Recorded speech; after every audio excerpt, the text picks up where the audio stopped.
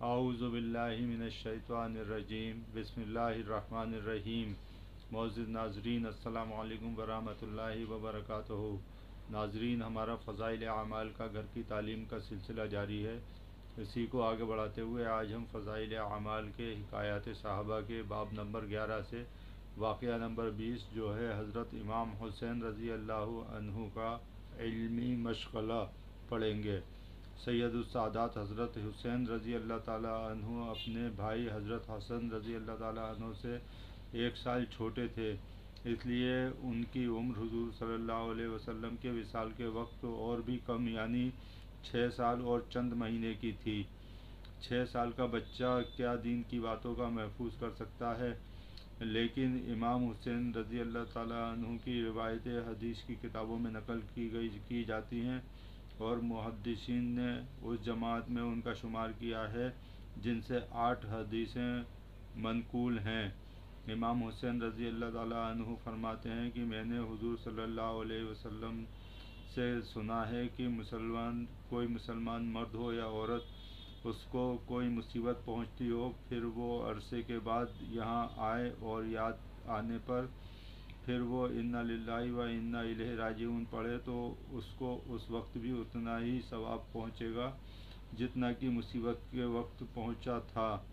یہ بھی حضور صلی اللہ علیہ وسلم کا ارشاد ہے کہ میری امت جب دریا پر سوار ہو اور سوار ہوتے وقت بسم اللہ مجرہا و مرساہا ان ربی لغفور رحیم پڑھے تو یہ ڈوبنے سے امن کا ذریعہ ہے۔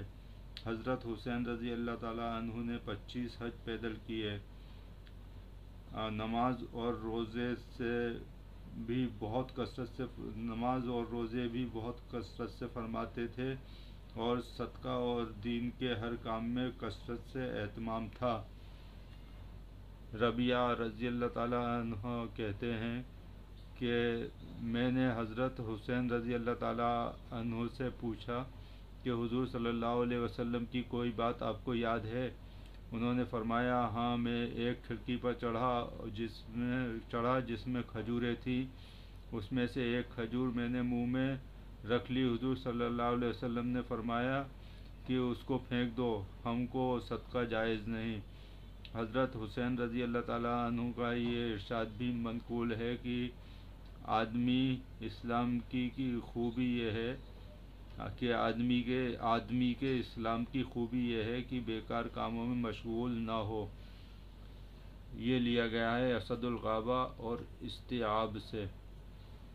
ان کے علاوہ اور بھی متعدد روایت آپ سے منقول ہیں۔ فائدہ: اس قسم کے واقعات صحابہ کرام رضی اللہ عنہم کے باکثرت ہیں کہ بچپن کے واقعات حضور صلی اللہ علیہ وسلم سے نقل کیے اور یاد رکھے۔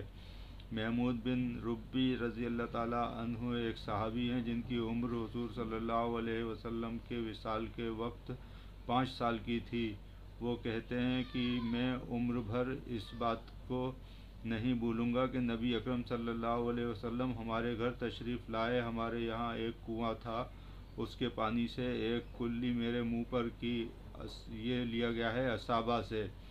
ہم لوگ بچوں کو واہی تواہی فضول کی باتوں میں لگاتے ہیں، جھوٹے قصے ان کو سنا کر لغویات میں دماغ کو پریشان کرتے ہیں۔ اگر اللہ والوں کے قصے تلاش کر کے ان کو سنائے جائیں اور بجائے جن بھوت سے ڈرانے کے اللہ سے اور اس کے عذاب سے ڈرائیں اور اللہ کی ناراضگی کی اہمیت اور ہیبت دل میں پیدا کریں تو دنیا میں بھی ان کے کارآمد ہو اور آخرت میں تو مفید ہے ہی۔ بچپن کا زمانہ حافظ قوت کا زمانہ ہوتا ہے، اس وقت کا یاد کیا ہوا کبھی نہیں بھولتا۔ ایسے وقت میں اگر قرآن پاک حفظ کرا دیا جائے تو نہ کوئی دقت ہو نہ خرچ ہو۔ میں نے اپنے والد صاحب نور اللہ مرقدہ سے بھی بارہا سنا اور اپنے گھر کی بوڑھیوں سے بھی سنا ہے کہ میرے والد صاحب رحمت اللہ علیہ کا جب دودھ چھڑوایا گیا تو پاؤ پارا حفظ ہو چکا تھا اور 7ویں سال کی عمر میں قرآن شریف پورا حفظ ہو چکا تھا، اور وہ اپنے والد یعنی میرے دادا صاحب سے مخفی چھپ کر فارسی کا بھی معتدبہ حصہ بوسطہ سکندر نامہ وغیرہ پڑھ چکے تھے۔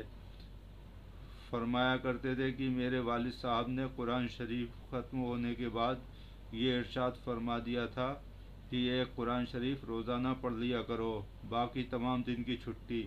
میں گرمی کے موسم میں صبح کی نماز کے بعد مکان کی چھت پر بیٹھا کرتا تھا اور 6-7 گھنٹے میں قرآن شریف پورا کر کے دوپہر کو روٹی کھاتا تھا اور شام کو اپنی خوشی سے فارسی پڑھا کرتا تھا۔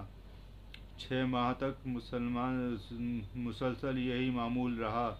6 ماہ تک روزانہ ایک کلام مجید پڑھتا رہا اور پھر اس کے ساتھ ہی دوسرے اسباق بھی پڑھتے رہنا، اور وہ بھی 7 سال کی عمر میں، کوئی معمولی بات نہیں۔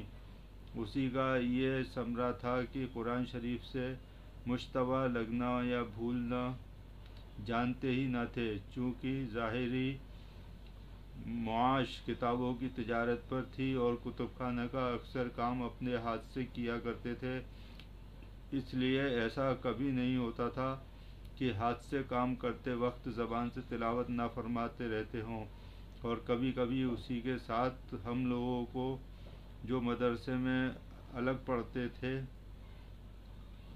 اسباق بھی پڑھا دیا کرتے تھے۔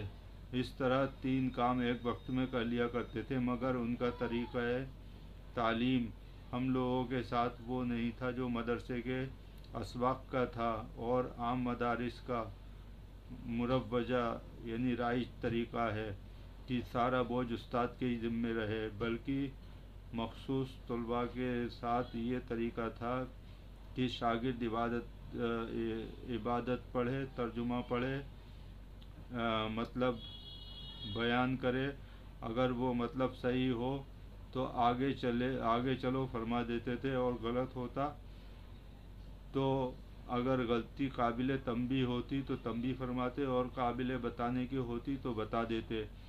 یہ پرانے زمانے کا قصہ نہیں ہے، اسی صدی کا واقعہ ہے، لہٰذا یہ بھی نہیں کہا جا سکتا کہ صحابہ رضی اللہ تعالیٰ عنہ جیسی قوہ اور ہمتیں کہاں سے لائی جائیں۔